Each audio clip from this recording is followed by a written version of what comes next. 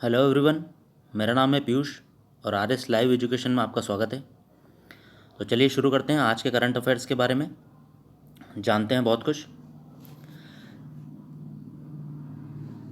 NAT में परीक्षा लेने वाला देश का पहला संस्थान होगा भोपाल IHM, जो कि इंस्टीट्यूट ऑफ होटल मैनेजमेंट है, भोपाल में स्थित है। एनएटी के थ्रू ये एग्ज़ाम लेगा।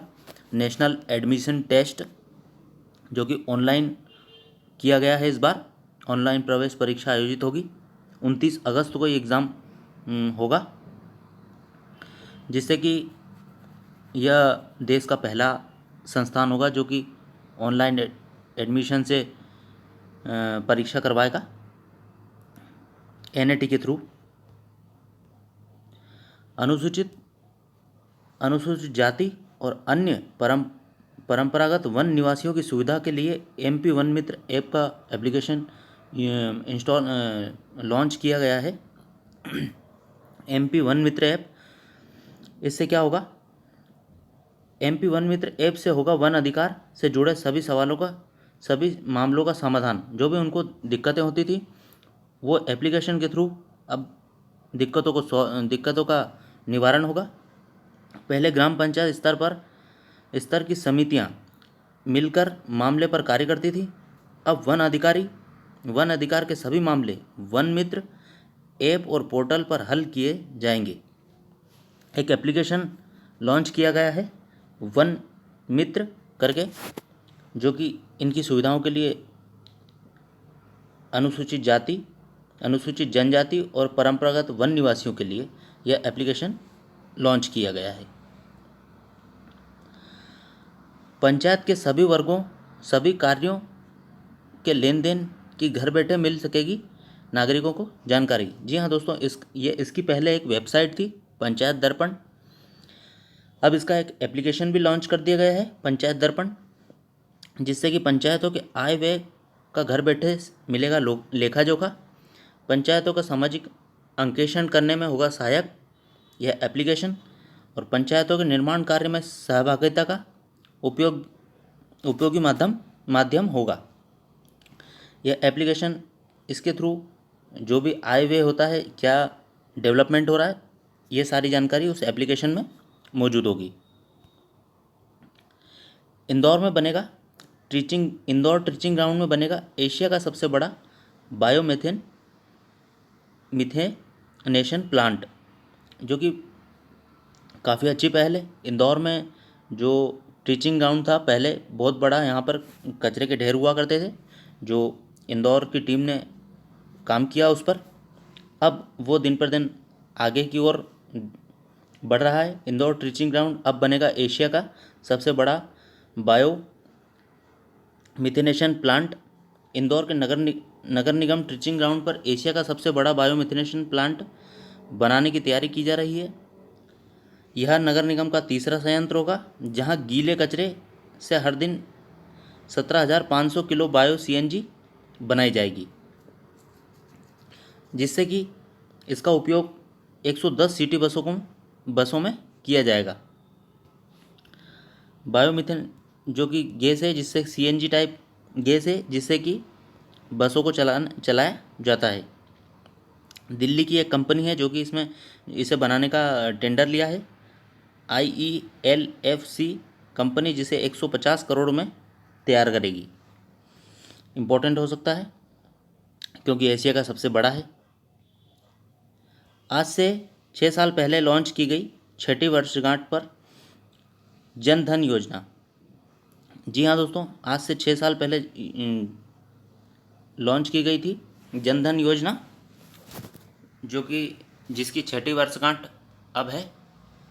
देखते हैं इसमें क्या, गवर्नमेंट ने इसे गेम चेंजर बताया है। शुक्रवार को प्रधानमंत्री जन धन योजना की 6ठी वर्षगांठ के मौके पर कहा कि यह पहल गेम चेंजर रही और इसने करोड़ों लोगों को लाभ पहुंचाया। PM मोदी ने बताया कि जनधन योजना के तहत अब तक 40.35 करोड़ बैंक खाते खोले गए, जिनमें से 63.6 लाभार्थी ग्रामीण इलाकों में से हैं। तो सबसे ज़्यादा इम्पैक्ट इसका ग्रामीण इलाकों पर हुआ है और इसके 40.35 करोड़ खाते खोले गए। यह एक खाते खोलने की योजना थी, जन धन योजना, जो कि प्रधानमंत्री द्वारा आज से 6 साल पहले लॉन्च की गई थी। हाल ही में देखते हैं कि जापान के सबसे अधिक समय तक पीएम रहने वाले शिंजो आबे ने खराब स्वास्थ्य के चलते इस्तीफा दे दिया है, जो कि 65 ईयर के हैं। शिंजो आबे प्रधानमंत्री हैं जापान के।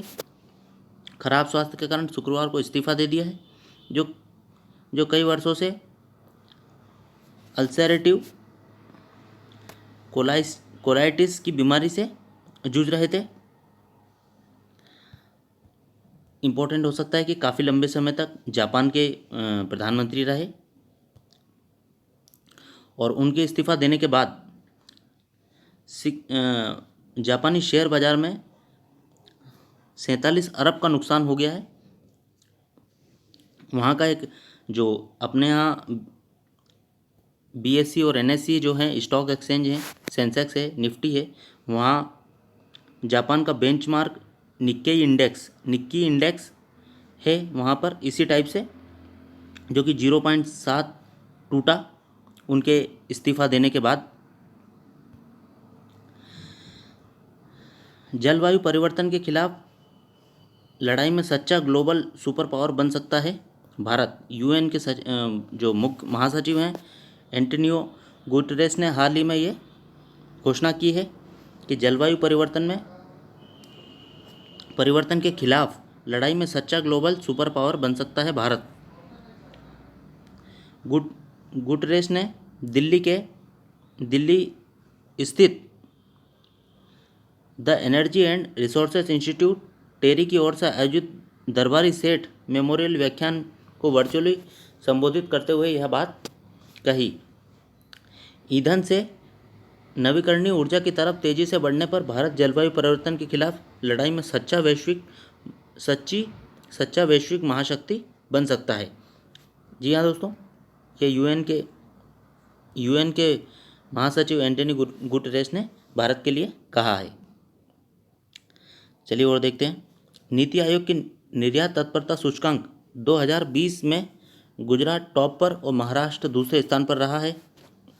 इनके टॉप पर होने के कारण मुख्य यह भी हैं कि ये सीमावर्ती राज्य हैं जहां से इंपोर्ट और एक्सपोर्ट काफ़ी ज़्यादा किया जाता है।